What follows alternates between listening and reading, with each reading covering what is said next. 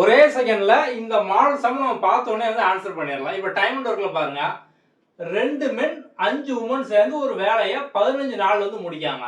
இதே வந்து 6 மென் 15 உமன் சேர்ந்தாங்க அப்படின்னா எத்தனை நாள் வந்து ஆகும்? சிம்பிளா ஒரு விஷயம். இப்போ வந்து வேலையாட்கள் கூடுதாங்க அப்படின்னா வந்து டைம் என்ன ஆகும்? டைம் வந்து கம்மியாகும் அப்படிதானா?